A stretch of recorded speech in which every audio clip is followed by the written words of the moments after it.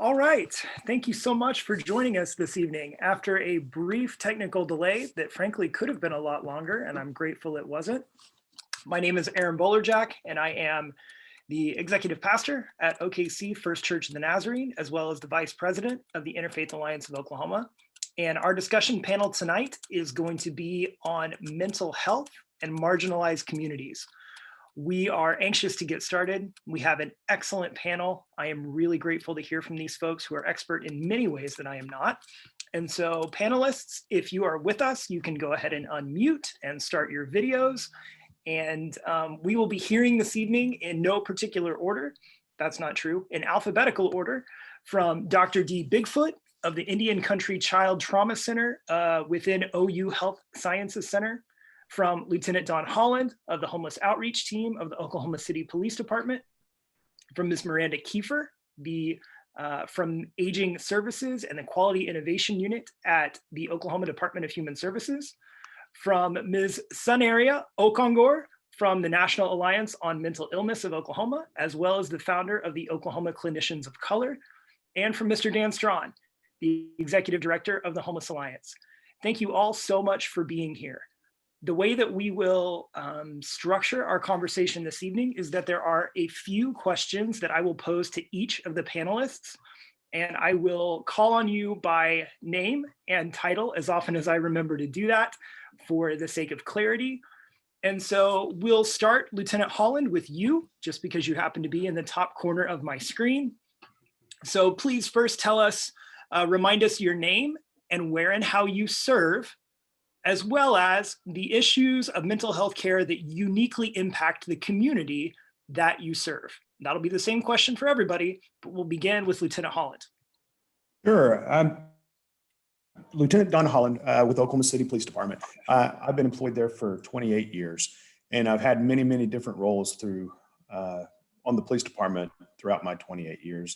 Recently, I was the coordinator with the Homeless Outreach Team. I've worked hand in hand with Dan Strawn many times. It's nice to see you, Dan. And I worked with two sergeants in the Bricktown unit. Recently, I was just moved to a different position as the wellness coordinator of the Oklahoma City Police Department. So I actually have transitioned to a little bit different role where I deal more with mental health problems within the department. And so it's kind of a nice hat for me, because I was able to transition with dealing with folks with mental health problems and homelessness and societal problems out on the street, and to be able to work with problems that are inside our own police department. So it's kind of nice to be able to see both realms of it. But for this discussion, I can tell you that, in reading some of the questions, and if you'd like, I can start right in on some of my answers here for your two questions. Is that appropriate now? We'll start with, if you can just tell us really briefly about some of the issues that particularly impact your sisters and brothers on the force. Then we'll get to the other questions kind of in turn with all the other panelists as well. So some of the things that are impacting us, and with the wellness unit, we kind of deal with a holistic approach of helping our brothers and sisters within the police department. So when we have our main bread and butter, and what we mainly deal with is critical incident response. So when an officer is dealing with a critical incident, say an officer involved shooting, or in custody death, or some kind of tragedy, maybe even a death of a child, or a homicide that is just something that is completely tragic, we will step in and we will do a debriefing or a defusing. We will offer mental health assistance through using LPCs or psychologists. We use an EAP program where we can get those folks some assistance at no charge to them. And we try to get them back to work as quickly as possible, as healthy as possible. So that's our goal whenever we're doing critical incident response. But we also do a lot more than that. We, on the wellness unit, we wanted to make sure that the entire police department was healthy in all aspects of their job. So it's not just whenever they're dealing with critical incident response. If they're dealing with home issues, then they're going to bring that into work issues. So we wanted to make sure that they're doing well in their finances, in retirement preparedness, in sleep, with any kind of substance or alcohol abuse. I mean, we deal with the whole gamut. So we were able to vet and resource a lot of different people, LPCs, like I said, psychologists, professionals, doctors, that we can help our police department, our officers, and not just that, our civilians on the Oklahoma City Police Department. We consider the whole Oklahoma City Police Department a family. And so we're there to help all of them. Very good. Thank you so much. Mr. Strawn, same question to you. Where and how do you serve? And what are some issues of mental health care that uniquely impact the community that you serve? Whoop, and you're muted. Ready? Sorry about Go. that. My name's Dan. I'm the exec and the founder of the Homeless Alliance in Oklahoma City. And as you might guess from the name, we work with people experiencing homelessness. That's good branding. Some of the unique challenges that people experiencing homelessness have in terms of mental health care. First, I should say about 35% of Oklahoma City's homeless population, pretty much any big city's homeless population, self-reports serious mental illness, to include addiction disorders. So roughly a third, and that's by self-report. And some of the challenges they have, obviously, it's people in poverty, so the affordability of mental health care can be a real challenge. We do have 3 large community mental health centers in Oklahoma City: Red Rock, Hope, and North Care. But the capacity is not enough. And then lack of access to transportation also presents a barrier to treatment. And then I guess the third thing that may be unique about the homeless population is behaviors that you and I may do every day in the privacy of our own home can be criminalized if you are to do them out on the street. If you're inclined to have a violent verbal argument with somebody that no one else can see, if you do that in the privacy of your living room, you're fine. If you do it outside the door of the local 7-Eleven, at the very least, you're going to get looks askance and add to stigma, and at worst, you might get the police called on you. So, Sure. Those are some of the issues that people experiencing homelessness who are also dealing with mental illness can confront. I guess the one other thing I would say is homelessness is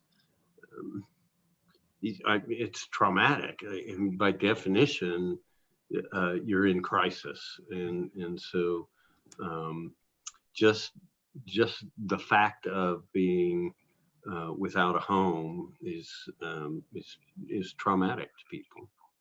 Of course. Thank you very much. Dr. Bigfoot, where and how do you serve? And what issues of mental health care uniquely impact the community that you serve? I'm sorry, I was hitting the mute button and I hit the stop video. Thank you for inviting me. I'm Dee Bigfoot, and I'm a child psychologist by training. I'm at the University of Oklahoma Health Sciences Center, and I run, as you said, the Indian Country Child Trauma Center, which serves the 600 plus tribes across the continental United States, including Alaska. And I am also the director of the Suicide Prevention Resource Center, a SAMHSA-funded national resource center. So when I was thinking about community, my community is pretty broad. And I also part of the National Center on Sexual Behavior of Youth, So there's a lot of overlap as we think about what are the stressors that individuals have. And I will tell you, when it came time to write your bio, we had a lot to choose from and some trouble editing. We could have gone on for 2 or 3 thumbnails worth of information, I think. So however you want to narrow your focus, we trust you. Well, what I was thinking of, and Dan and both Dawn mentioned it. We're talking about vulnerable populations and populations that don't have a lot of resources, or if the resources are there, they're really being stretched. And if that is layered with, some sort of mental health problem, then it just compounds things. So as I think about, the individuals that I serve, children, adolescents, young adults, and the adult population, there are vulnerabilities across all of those. And as we consider,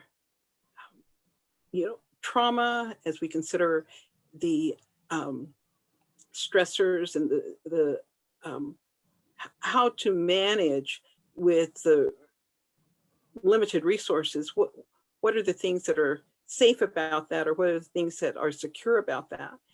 And I was thinking of last week here in Oklahoma, and as you all know, we had just a amazing threat, to safety in many different ways, with temperature plummeting down below 0. But then it was also the threat to the infrastructure, water lines, the heat. And as we think about this pandemic, and everyone has sort of tried to make their home their secure place, and a place of retreat and a place of safety.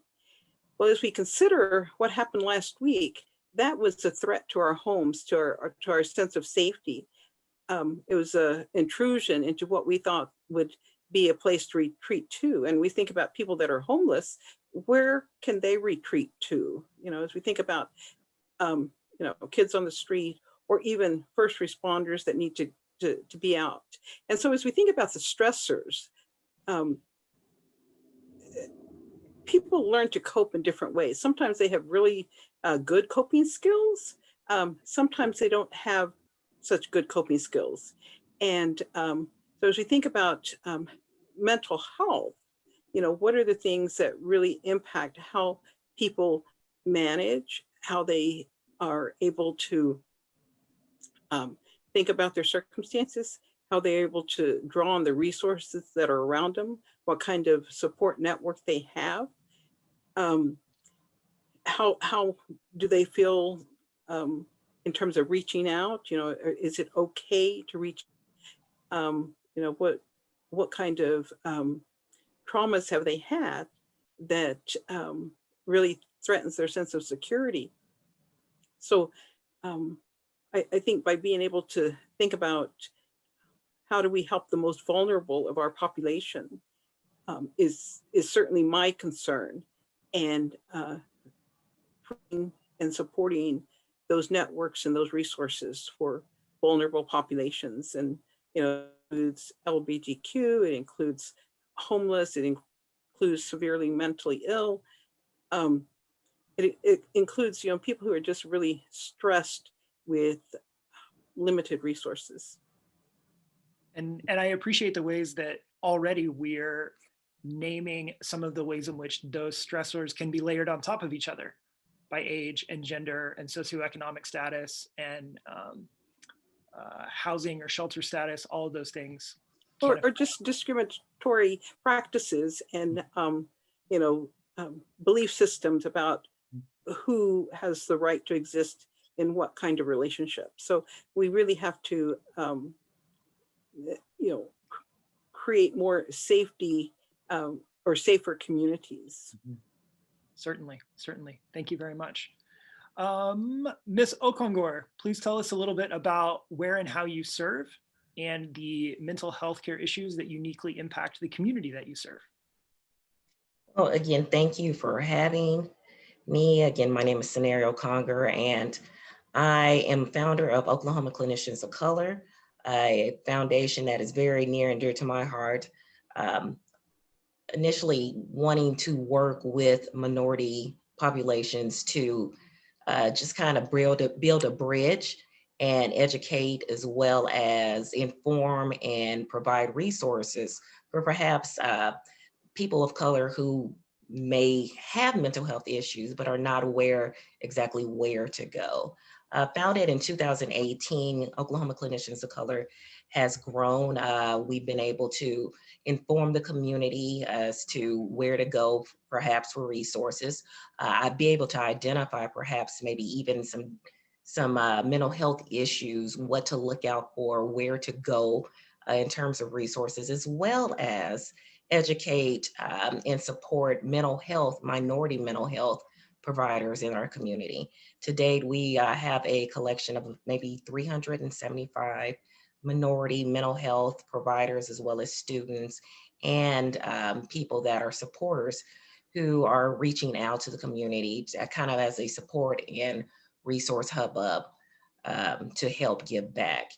The reason why this is important, because one of the things, and only speaking from an African-American perspective, is that there's a lot of historical trauma that goes in with many of our people of color today.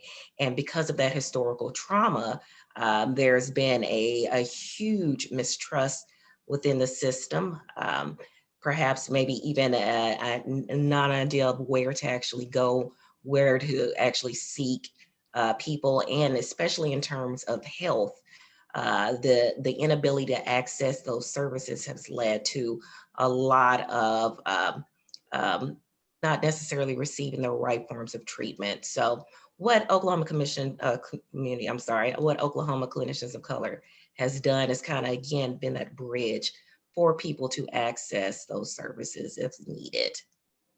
Excellent. Thank you so much. Mm-hmm.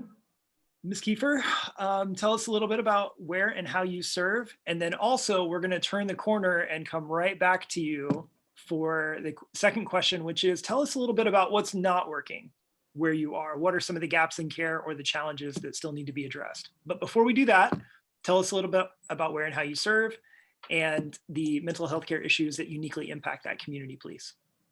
Okay. And thank you again for having this and giving older adults a voice in the conversation too. I'm Miranda Kiefer, and I'm with the Aging Services Division of Oklahoma Human Services. A lot of people think of DHS and they think about the kids, and they don't realize that we serve older adults. Actually, we serve across the lifespan. Even within the agency, we often have a lot that don't know about the services we provide. My unit is the Quality Innovation Unit, so I get to dabble in a lot of different things, policy, and I have a survey of quality of life for the customers that receive our services, things like that. I have an academy that we've had for a couple of decades that is called the Oklahoma Aging Advocacy Leadership Academy. It's been shortened to a 6-month course. We did it on Zoom last year, and we devote about a whole day to mental health and aging in that academy. And we're bringing something called mental health first aid to our agency, starting in our division, starting with some frontline nurses and partners, and hoping to really get that into the hands of everybody. So that's kind of me. And again, I'm here as a voice for older adults. So issues that kind of uniquely impact older adults, they're impacted in a lot of unique ways. One is that older adults often have contributors to mental health challenges, so that put them at a higher risk of developing mental health issues. Older adults often have more chronic illnesses. Older adults often take more medication than their younger counterparts. the more years you have, I know someone mentioned trauma, the more years you have on earth, the more trauma you're likely to experience. So, and that can be, you know, in so many ways, loss of a loved one, loss of your role. Retirement is a huge change. Loss of your physical health can certainly contribute. I liked the mention of, you know, you want to treat the whole person, and your mental, if your physical health is declining, that can be impactful on your mental health. And we've talked about weather and ice storms and tornadoes, and the more you live through, the more trauma on top of trauma. And social isolation, that's a huge one for older adults. We were looking at how to combat social isolation before the pandemic hit, and then with the pandemic, I mean, this last year has had a true impact on older adults and what that means. Of course. Well, as our resident expert in some of the challenges that are facing older adults, tell us a little bit about, in your experience, in your observation, what's not working. In other words, where are there still some gaps in care that folks maybe need to know about or be aware of or be looking for, perhaps as they care for an aging parent or a friend or a relative? Yeah, so this group is often, they often don't seek mental health treatment. And that can be related to stigma, or, you know, a lot of them seek mental health treatment from their primary care physician, and that's it. They're often lumped into categories.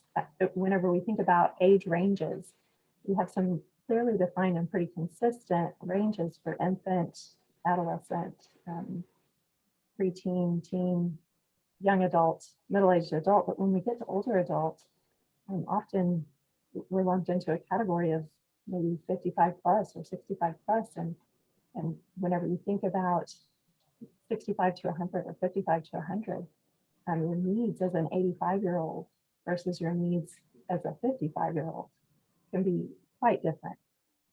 Certainly. And then just kind of keeping those things in mind, those are where I think awareness is our big concern. And then certainly ageism, which is such a big deal. Aging is not a disease. Growing older doesn't deem you less important or less significant. Depression is not a normal part of aging, but often mental health problems, signs of mental health problems are dismissed as part of normal aging. And so it's just so important to realize. And also mental health conditions don't magically disappear when you get your Medicare card. And so if you're having mental health issues that need treatment now, then they need treatment when they're older as well. Of course, that makes a lot of sense. Thank you. I don't know that I had personally thought about how broad that age range can be. 55 plus or 65 plus, of course, that could be a decade, 2 decades, 4 decades. Interesting. That's helpful. Thank you. Ms. Okongor, same question to you.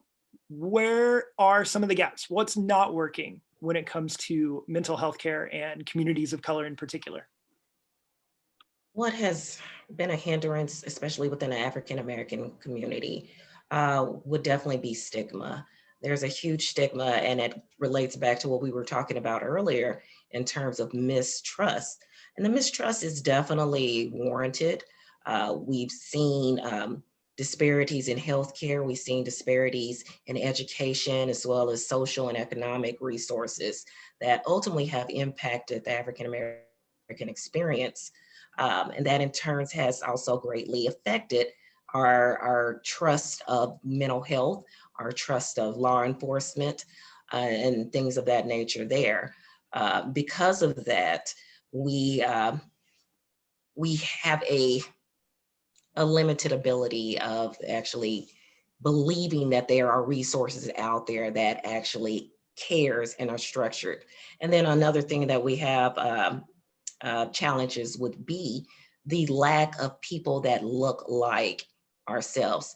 Even within the African-American communities, as far as mental health goes, there's only 2% of African-American psychologists, The number is a little bit larger for therapists, master level therapists, which is what I am. However, in the larger whole, it's still a very small percentage, which again, people have a tendency through research to feel closer to people that looks like them, who have shared life experience with them. That has damaging effects with the African-American community. Also, there is a high proportion of African-Americans who live below the poverty line, who perhaps may not be aware of some of the psychological distress that they are actually going through in our community. Instead of actually seeking mental health providers or even medical providers, we're more likely to go to the church, which is nothing wrong with that. Of course, we definitely want to support for that, but there is definitely a need to realize that there are some illnesses, mental illnesses, that need and require mental health treatment. So there's definitely the shift to try to commit and educate and again, provide resources to let them know that you're not alone. We are definitely out there to help you. Another thing that we've kind of grown and seen within the African-American community as of lately is the increased numbers of suicide. At this point in time, I work with the Oklahoma County Detention Center. And I tell you, if you could see the amount of people that are receiving treatment just for suicidal ideologies in itself, that number within the African-American community has grown exponentially.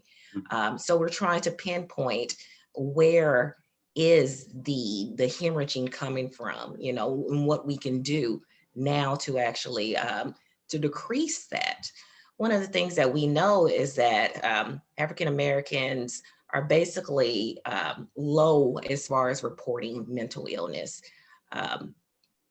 as well as one of the things that we need to work on is understanding, and not just for African-Americans, but those who treat African-American and minority populations, the importance of being culturally competent. This is something that has led to the mistrust for many African-Americans, as well as a lot of minorities in general. If you're not culturally competent or aware of the perhaps minority plight, then how effective can you be? Through healthcare in itself, we've also seen a lot of misdiagnosis. African-Americans are highly more likely to be diagnosed with schizophrenia than their counterparts. And that's not necessarily true. A lot of our mannerisms perhaps are misdiagnosed, where perhaps an African-American can come in with anxiety and it be misinterpreted as anger or aggression, which leads to, unfortunately, higher incarceration rates as well, which we are seeing at this point. So a lot of issues to work on, and through Oklahoma Clinicians of Color, we're definitely, again, trying to bridge that gap, to educate not just African Americans, but all minorities, as well as those who work with minority populations. So I hear you saying there are issues of awareness, issues of access and affordability, issues of trust, issues of representation, issues of cultural competence. Right. That's so many issues. Yeah. But aside from that, everything's fine. Right. Of course. And stay tuned and we'll have it all figured out in the next 45 minutes or so. Right. Thanks. Thank you. Dr. Bigfoot, with the communities that you serve, with Native and Indigenous folks, with children and adolescents in particular, you can, again, kind of pick your area of expertise. What's not working? Where are some gaps that we need to be aware of? I think I could just say, you know, please have her repeat everything, because it would be very, very similar as we think about tribal communities. And, you know, there are some tribal communities that have been fortunate to have economic development and have the ability to have, you know, build houses and to have services. But there are also a lot of tribes that do not have that economic development, and they are lacking in, you know, all the services, and they're dependent on federal programs in order to have those services. The other thing I think that's interesting and important to note is that even though we have 39 federally recognized tribes in Oklahoma, there are well over 200 other representatives of federally recognized tribes, people who have moved into Oklahoma from other states that are, members of their tribal nation. Plus, there are many children who are, under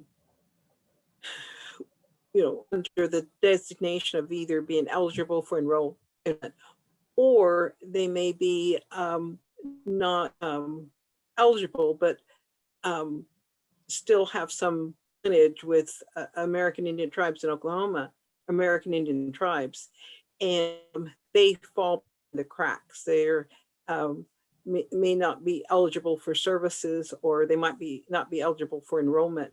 And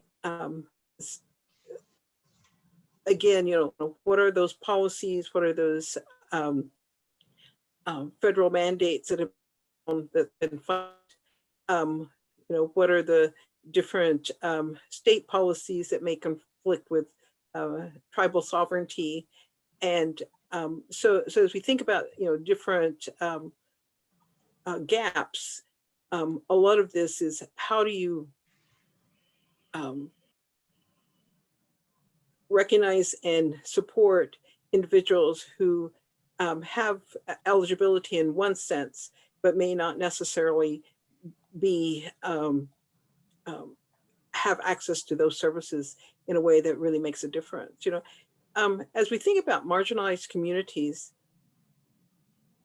we really have to think about the overall the global health, the social indicators of health, and how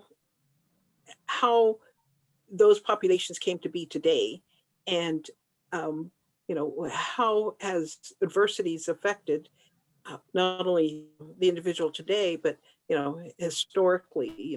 There's poverty is ongoing. It's hard to get out of poverty if your parents were poverty stricken, or if your community is poverty stricken. I was thinking, I was raised out in Western Oklahoma. The little town that I was from, or am from, it doesn't even have a school anymore. So as we think about, what are the things that have are no longer functioning because there's not a population base, because there's not an economic base. So as we think about, what is helpful, or what are the gaps, a lot of it is economics. It really makes a lot of difference when you can pay for services, or when you have health insurance, or when you have a job, or when you have a home. And when there's the mental illness, and it just is compounded when you don't have those resources in place. We, with American Indian populations, we have a very high suicide rate with youth. And, the first 10 years, there's a high, from birth to 10, the high death rate. And we see, due to accidents, murders, like violence. And then, when kids to be 10 to 20, the second decade, they're the potential for killing themselves. And then from 20, upward to 30 or 35 or 40, then we see a lot of substance abuse and complications due to substance abuse, other kind of health conditions, and they may not necessarily die from suicide, but they die from related causes of health complications.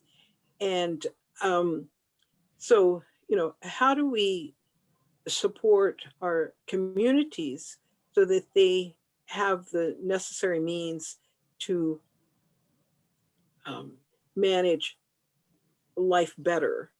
When we have racism and social injustice and legal kinds of conflicts, it just makes living very difficult.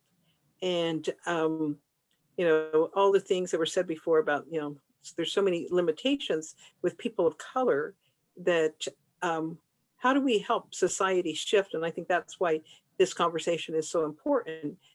Having conversations about racial injustice, having conversation about the criminal legal system, having conversations about education, having conversations about parenting, that or discrimination or prejudice or bias, that having these conversations are really important. And that's where the gaps are at, is not having conversations. And it's been, I think, hard to have open conversations with a large group of individuals who may have different understandings or different belief systems, or have a different way of life. And it is wonderful if we are around people that look like us, which that's not the case, because most of people of color are in minority status. So how do we have those conversations, not with people of color, but other communities that are marginalized or at a disadvantage? So I think that's the gap, not having enough conversations. So this is an important opportunity to start conversations, and to not only with us as professionals, but with families. Certainly, certainly. And I'm reminded by your comments and the idea of sort of compounding trauma, how what we experience, violence can lead to self-harm, can lead to substance abuse, and that can become a cycle that compounds over time, which I think is part of what Ms. Kiefer was kind of pointing us to as we think about mental health care for older adults. There are often people who have experienced more than one kind of trauma more than one time, and those things can compound. And I'm sure that's particularly true, as you mentioned, in some tribal communities, certainly. Mr. Strawn, what about you? What's not working?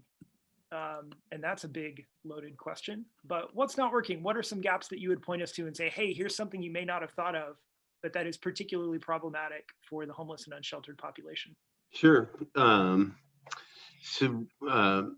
First of all, I'm really glad to hear what Miranda had to say as a 114-year-old person myself. I appreciate that. So, I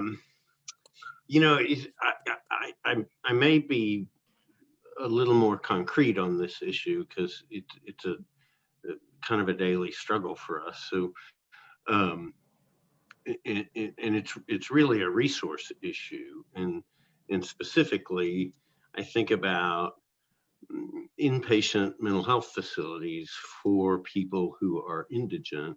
There's really only St. Anthony's, and it's small. And we have in Oklahoma City 2 crisis centers that go OKIC and OCRU, and they're limited by law to 16 beds each.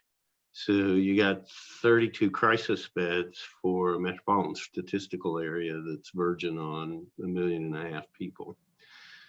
But moreover, to get into one of those crisis beds, you have to be EOD, an emergency order of detention. And that requires that you be in immediate and present danger to yourself or others. And because the supply of that resource is so small, we've, as a community, kind of defined that immediate and present danger to yourself or others to be, literally, you have to have a knife at your own throat. Someone sleeping on a bench in sub-zero weather, which is obviously a potentially deadly activity, that doesn't make the grade. So, and then again, limited by law, if you EOD someone who's floridly psychotic and a danger to themselves or others, they can be held for 23 hours and 59 minutes. And that's not enough time to stabilize people. And so what has happened in our community with that lack of resources is the largest inpatient mental health facility in Oklahoma is the county jail, because we don't have another place to put them. And so I don't want to get off on a rant here, but that's what's not working. That's a good reminder. Thank you, sir. For those of you who are interested, you can tune in at the $5 level. Patreon backers will have rants with Dan. So I don't know, maybe we'll raise some money that way. Lieutenant Holland. Yes. Where are some holes in the structure? What's not working? What are some gaps you would point us to? I totally agree with Dan. We definitely have got some problems. So some of our gaps for us are kind of twofold. So when within the department itself, and we're dealing with some of our own inside personal trauma, we're still dealing with stigma that police officers, we don't break down. We cannot show emotion. We cannot be human beings. So we're fighting through that in our own rank and file to make sure that we are humanizing the badge and that we are the same as everybody else, and that we do seek care and we need love and compassion just like everybody else. But some of the other problems that we have, we're asked to do, the officers that are out there in the field, we're asked to be problem solvers for everything. And I get that, because a lot of the community members, they don't have anybody else to call. When they have a loved one that is in absolute crisis, they're going to call 911. So who is going to respond but an officer who doesn't have an LPC or a psychologist or a therapist training? They have maybe at the most a CIT background, but probably, we do train and we're getting better at mental health training, but they're not professionals. So we're sending an officer to, just like Dan said, and to try to deal with the mental health crisis, but that's not what they're designed, and that's not what their main focus is. Now, we are getting better at training our officers and giving them the tools and the resources to be able to handle that, but it gets a little bit frustrating. And sometimes when those officers are frustrated with trying to deal with somebody in crisis, it can lead to inappropriate amount of force, or maybe not enough force or excessive force, which leads down to a whole other rabbit hole of other problems. So another issue is just like what Dan said, we're transporting persons in crisis or consumers all over the state. We do not have enough beds here in the metro area or in Oklahoma City to handle the amount of calls that we have. I was able to pull up in 2020 just on persons in crisis calls for Oklahoma City Police Department. We dealt with 13,722 persons in crisis, and another, 4,106 attempted suicide calls. That's a lot. So it can be a little bit daunting for those officers. So that's something I think that needs to be fixed.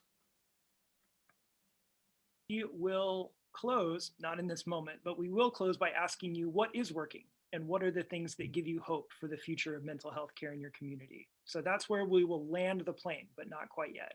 I want to ask each of you, either individually or in tandem, to respond to a couple of the questions that we've gotten in the Facebook Live chat. And so we'll start with Ms. Kiefer and with Dr. Bigfoot. One of the questions that we've gotten is how law enforcement can constructively interact and best engage, particularly with the elderly community and with communities of color, when there is that kind of call, when there is a scenario where someone is in danger or believed to be in danger.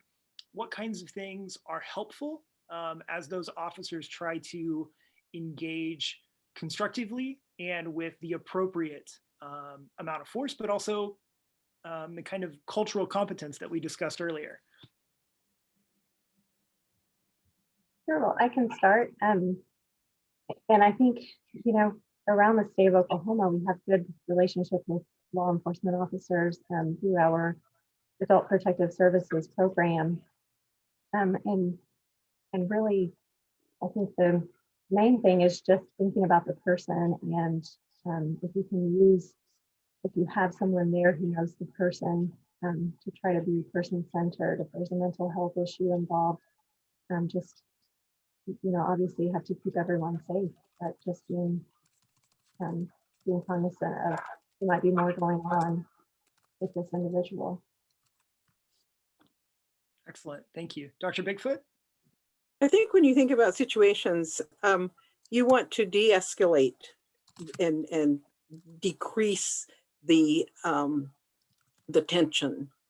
And so some ways are very, you know, helpful is remaining calm and not, you know, I think you have to assess how threatening is this situation.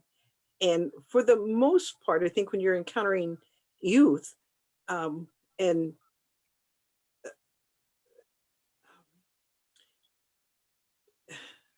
I think you have to have a judgment call, but I think, you know, you want to de-escalate. And so remaining calm and recognizing that individuals are in a fight, flight, freeze response. I mean, that's just the way individuals react, and knowing how that, understanding how anxiety can look different for different people, understanding how, you know, the fight, flight, freeze response can be interchanged very immediately. I mean, within, you know, 3 seconds, they can go through all 3 of those reactions and come back to it and go back and forth. And so, you know, they might try to run away, they might try to stop, they might try to fight, they might, you know, just get scared. So recognizing that it's those kind of responses that people, that you see, because it's those behaviors. And that having a calm demeanor, you know, talking in a slow voice,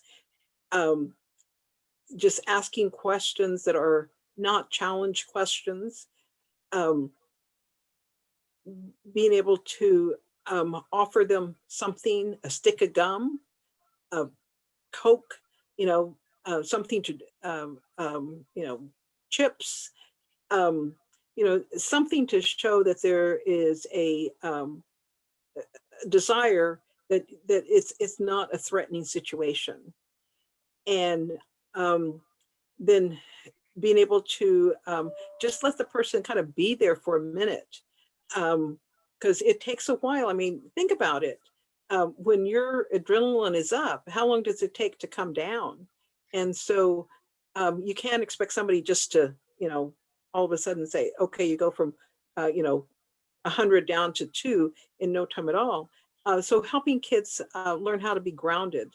So there are different things, you know, you can ask them, you know, what kind of lights do you see? Do you see the red light? Do you see the stoplight? Do you see the car lights? You know, do you want, you know, it would be helpful, you know, do you want to just hold your arms together, you know, because it's that sense of security and a sense of grounding that you want them to go through. And so asking people to, you know, do you want to lean up against the car? You want to sit down the pavement? You know, it's figuring out how to have a calm conversation with someone, how to help them become grounded so they're not feeling as flighty. Ask them, is there somebody that you can call? Is there somebody you want to talk to? Is there something that you need? Are you cold? Are you hot? You know, it's really, thinking about them as an individual, as a person Sure. who is in a threatening situation for themselves, because they are, you know, experiencing, some stressful situation. And if it's compounded by substance abuse, if it's compounded by, mental illness, if it's compounded by something else, loss, grief, being scared, not knowing what to do next, and recognizing that when people are in stressful situations, they make the worst decisions possible. I mean, they think that, you know, what might be, what they should do or what they can do is you look at it, 10 days later, and you recognize that, oh my goodness, I shouldn't have ever done that. And so recognizing that decision making is off, so don't ask them to make a decision. I think probably people have heard many times that they told spouses that have lost their partner, do not make a major decision for a whole year. And here we have somebody in crisis, and we're trying to ask them to make a decision in the moment. So recognizing that trying to get a decision made is not the thing to do. So grounding people, helping them figure out, what is a calming thing for them. And you can ask them, do you want to take a couple of deep breaths? If you listen to music, will that help? And music is really a important thing that just helps people calm down. And sometimes it's maybe not music that I would necessarily listen to, but it would be something that they connect to. And so, you heard before, people want things familiar around them. So familiarity is an important thing. So music is one thing. Food is another thing. So figuring out what is it that is a common thing that would help them to calm down a little bit. And so I think, screaming, yelling, being agitated with someone, it just accelerate. I mean, it just heightens the tension. So accelerating a situation is that calming, offering them something, helping them, to breathe, letting them know, you're really shivering. Do you want a jacket? You're really sweating. Do you want, to wash your face? So it's helping them understand what they're going through. And a lot of times people will say, I don't know how to feel. I don't know how to explain what's going on. I don't know how to think. And, that's big cues for us to say, well, you're here at the 7-Eleven, and you've been talking to that pole for a while. So there's probably something going on with you that you are having difficulty figuring out what's reality and what's not reality. Sure. And so explaining what they're doing is an important step, because it helps them to become grounded. Today is Thursday. It's about 8 o'clock in the evening, and you can see that it's dark, so the sun has gone down. It's going to be a long night tonight. It's not going to be as cold as it was last week, but it's going to be cold tonight. So I'm wondering if you're going to have someplace to sleep. So this helping describe what they're doing and what they might need to do in the future, within the next 30 minutes or an hour or whatever, is really important. Sure.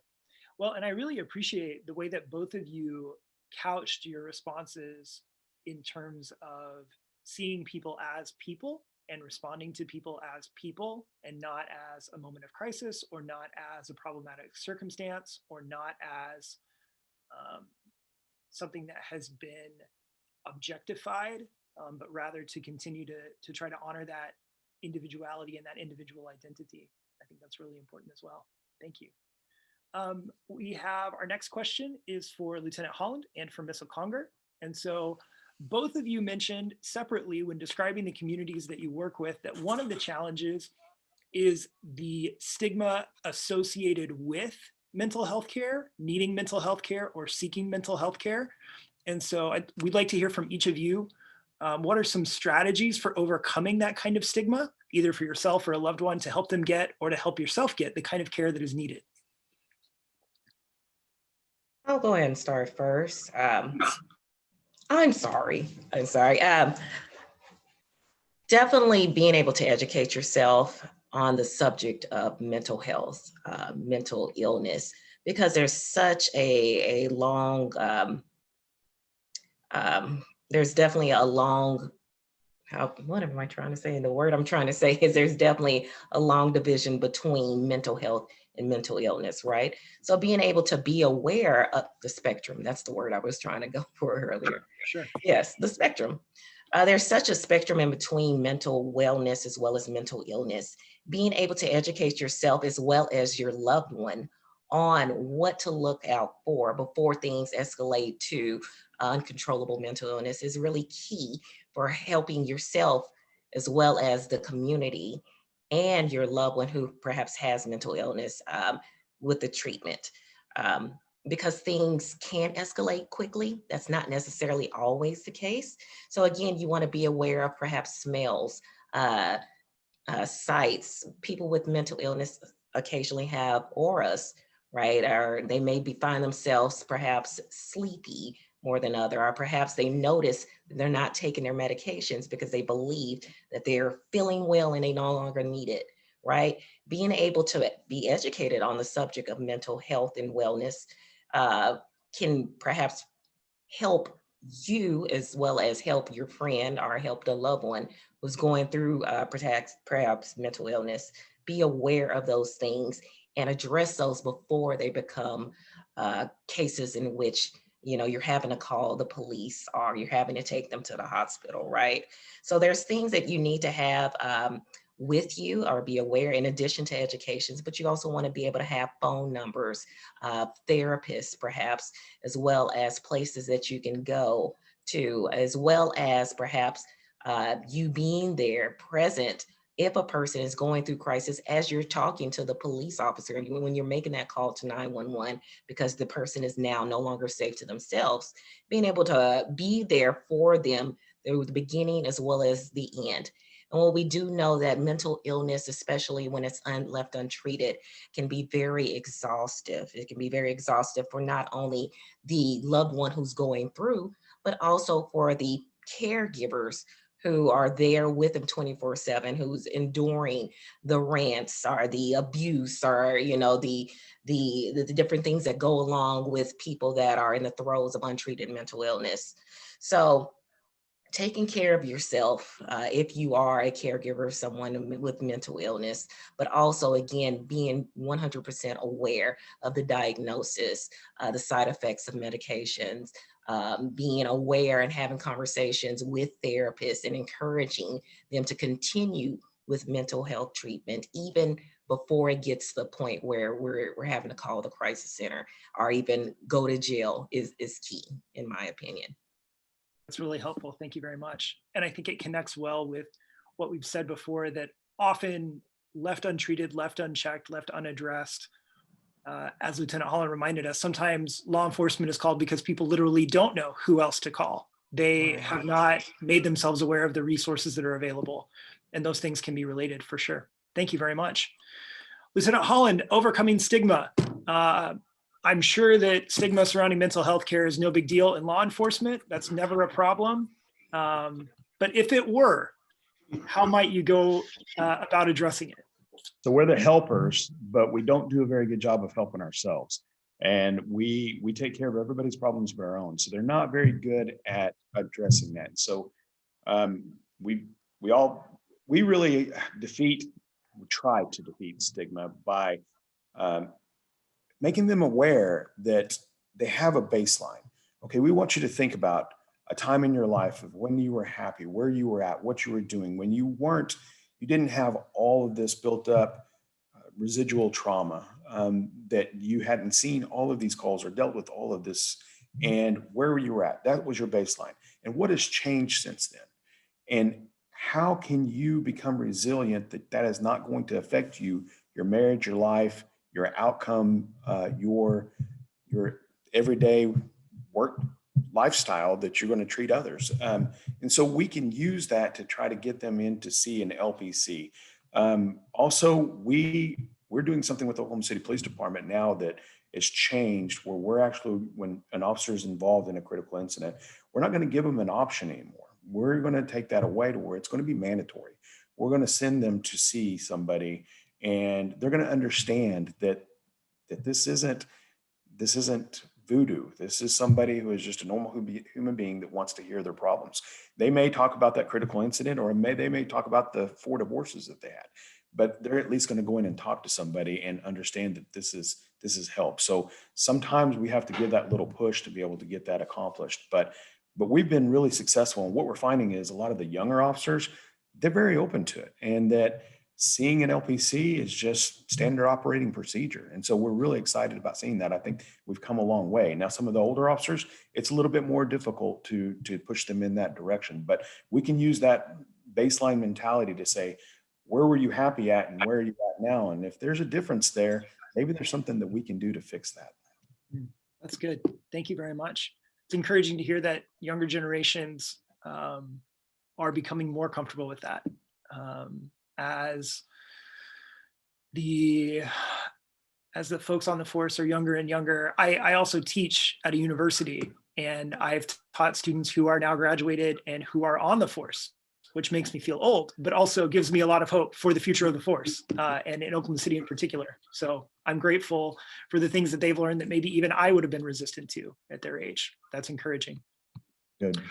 Mr. Strawn, we have a question that is directed specifically to you. You have reminded us that homeless and unsheltered folks are among the very most vulnerable members of our community. And among that community, probably women are the most vulnerable of the vulnerable in a lot of ways. And so can you please speak a little bit to how mental health care and mental health deficiencies particularly impact women and women who are homeless, and how those things can be related? Sure. So in Oklahoma City, women are underrepresented in the homeless population, probably for not good reasons.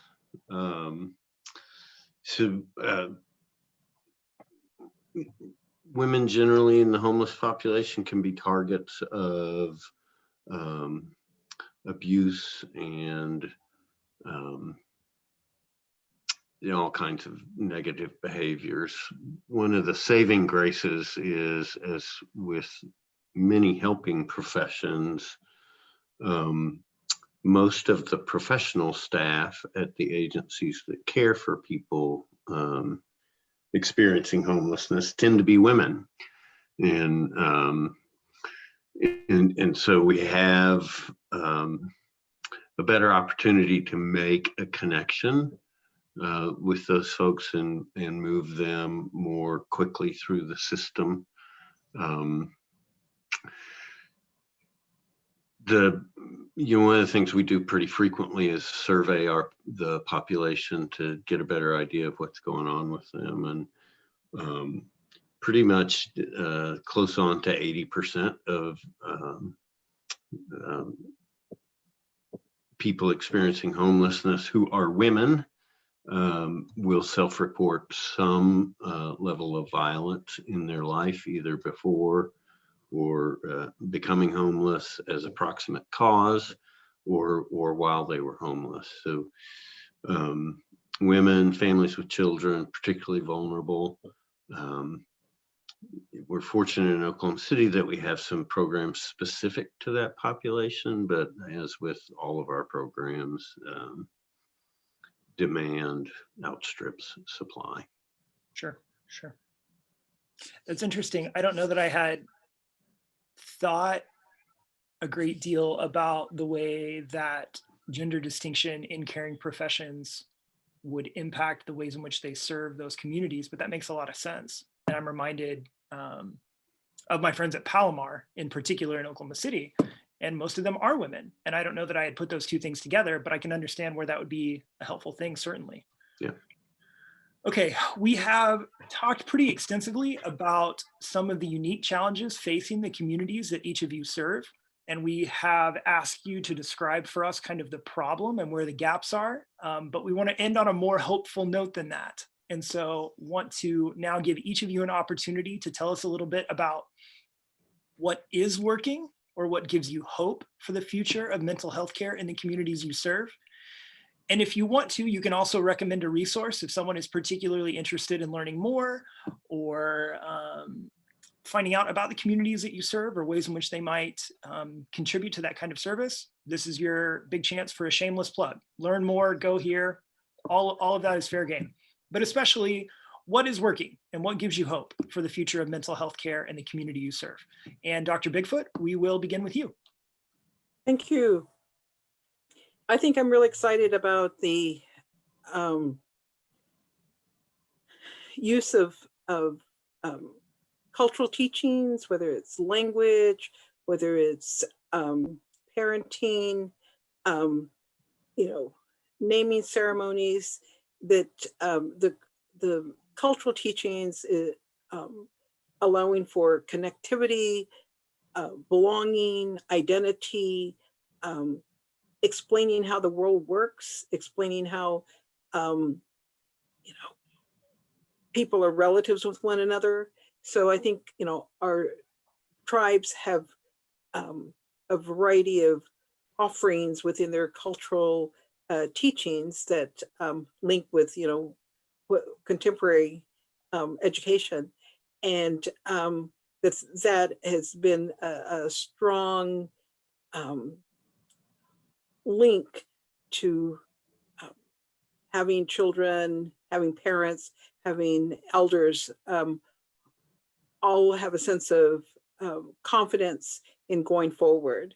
And I think that we have seen how resilient I think our tribal communities are by surviving the last 500 years plus, but also as we see through the last 12 months with the pandemic, how they have used the Zoom, used YouTube, used different things to come together even when we were not in the same place at the same time.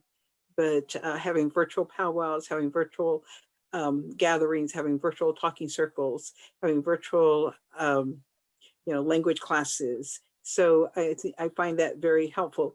I certainly can plug my Indian Country Child Trauma Center, icctc.org, but I think also looking at all the tribal programs that are being offered, just any tribal website, and they will have cultural programs and cultural events on there. Excellent. Thank you so much, Dr. Bigfoot. Lieutenant Holland, we'll throw it to you. What gives you hope? What's working? And if you want to plug a resource that folks might use to learn more, now would be a good time for that too. Sure. What's really working for us is each and every year, well, one of the biggest things that's working for us is My Unit. We were formed in 2020 after an extensive survey by Code 4 Counseling. So the city spent money to find out what's not working with our department and fix that problem. And so our chief had enough foresight to be able to say, we've got issues, we want to fix it, we want to make it better.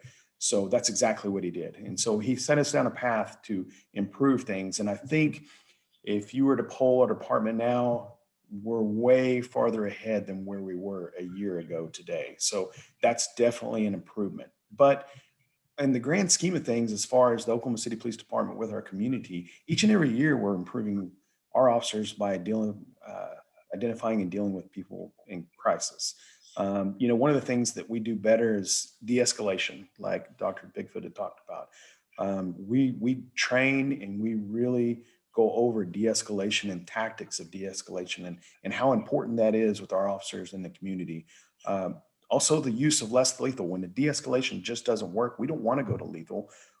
We got to be able to use less lethal tools when the water doesn't work, when the coat doesn't work, when talking. They've been amped up for so long, and we can't get them down. We still got to get them to protect themselves or to protect others. We still have to do something. We may have to go to less lethal. So we've got some really good tools that we don't have to hurt somebody. We're certifying more officers in CIT so they can handle those people in crisis a lot better. And also we have the development of a homeless outreach team that go out each and every day, and they work hand in hand with people like Dan Strawn and the Homeless Alliance to be able to identify and help those that are having home crisis and either mental health crisis and or drug abuse crisis. So we're getting better and better with that each and every year.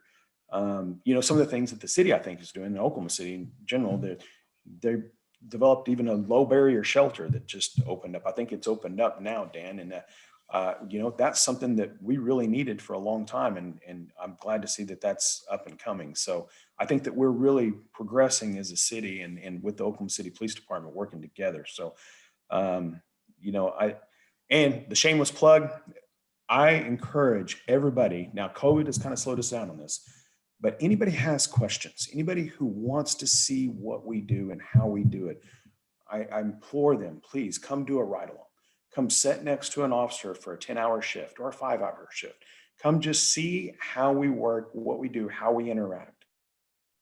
You know, the majority of our interactions are not violent. They are not what you see on TV. It will open your eyes to what true police work really is, and what TV says it is not what it is. So, and what the media says it is not what it is. So my shameless plug is, please come ride with an officer. Come actually sit in the passenger seat and see what we do. If somebody wanted to set that up, how would they go about doing that or making that request? We have 4 divisions, and you can call each one of the divisions. 297-1000 is our main number, and you can ask for each one. So depending on which part of the city you live in, we have northeast is Spring Lake, northwest is Hefner, southeast is Santa Fe, and southwest is the Southwest Division. So if you call 297-1000 and you ask for any one of those divisions, you're going to get a hold of a secretary, and you say, I want to ride along. There's a form that you're going to fill out. They're going to check to make sure that you're not an axe murderer that's riding around with an officer. And then you get to go ride with an officer and actually see what's going on. Excellent. Thank you very much. Ms. Kiefer, over to you. What's working? What gives you hope for the future of mental health, and how that interacts with the elderly community? And if you've got a resource to plug, now's the time. Great, thank you. So I think that the main thing that, and this is huge takeaway from this conversation, I feel like discussions like this they give me hope for the future. We, you know, looking at the communities that are represented here tonight, even, everyone is growing older. We're not getting any younger.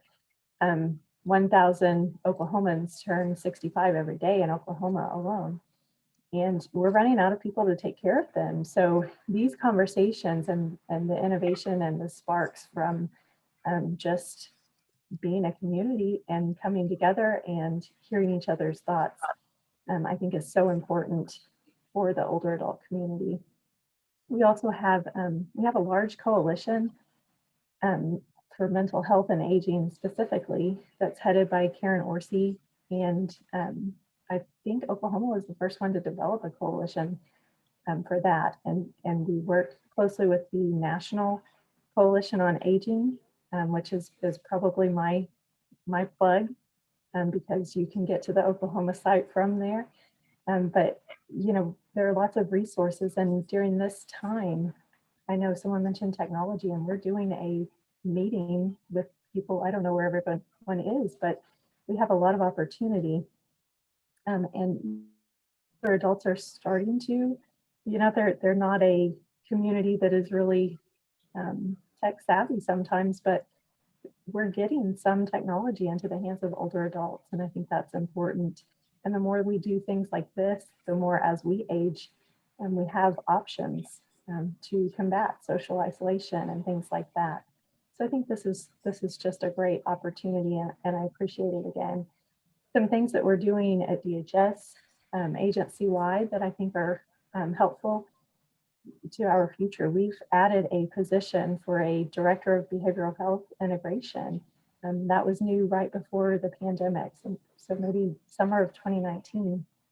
It's just one person, but it's one more person than we had. So he's working with all of our divisions, and we're moving towards becoming an agency that's hope-centered and trauma-informed.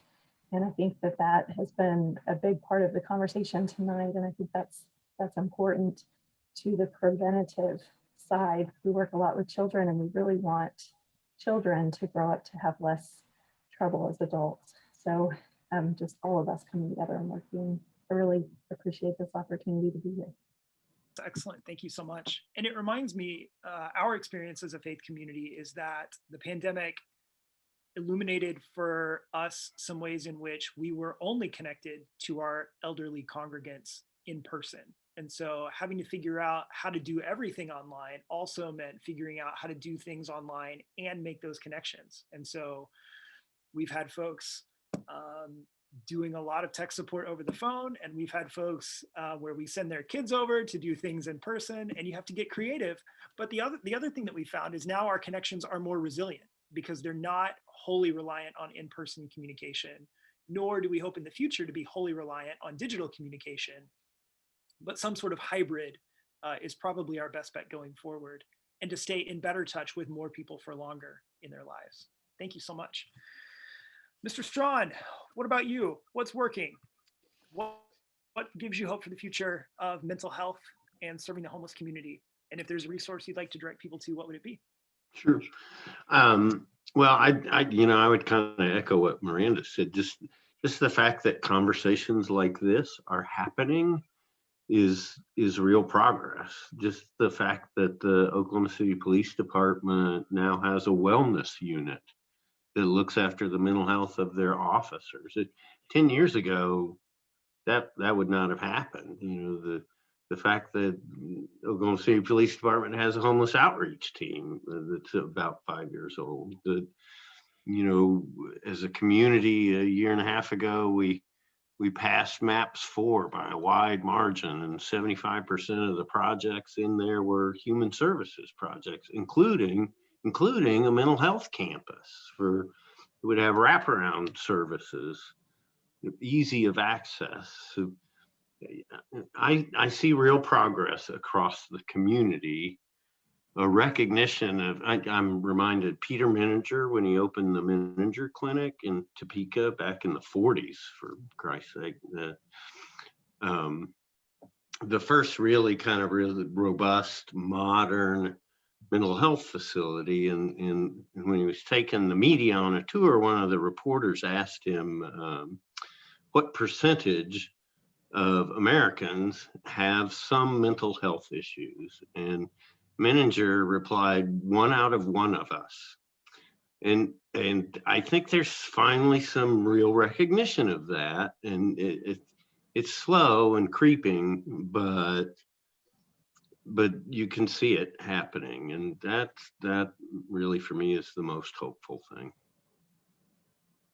Thank you so much. I appreciate that. 1 out of 1 of us. That's a good word.